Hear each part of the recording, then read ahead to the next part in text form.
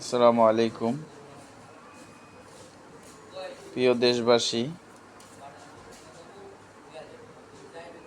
আসলে আমরা কখনোই এমন বাংলাদেশ চাইনি। আপনারা জানেন যে রামিসা 7 বছরের একটা বাচ্চা, তার অপরাধ বলতে কিছুই নাই। তাকে কেন ধর্ষণ ও হত্যা করা হলো এবং স্বামী স্ত্রী দুজনে মিলে, এটা অনাকাঙ্ক্ষিত ঘটনা। এবং যেহেতু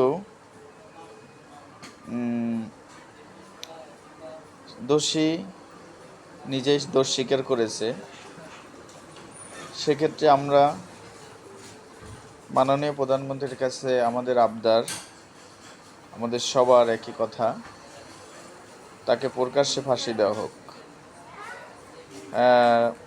বাইতুল মোকাররম সামনে হতে পারে, কিন্তু একে ফাঁসি দিয়ে দৃষ্টান্তমূলক শাস্তি যদি হয়, ভবিষ্যতে এরকম কেউ করার সাহস পাবে না। আসলে যার হারায় সেই বোঝে হারানোর কষ্ট। আসলে রামিসার বাবা এবং মার সান্ত্বনা দেওয়ার মতো ভাষা আমাদের জানা নেই। অতএব আমাদের সরকারের কাছে একটাই আবেদন, রামিসা যেহেতু আমাদের মাঝে আর নেই, কিন্তু দর্শক তার শাস্তি প্রকাশ্যে ফাঁসি আমরা চাই।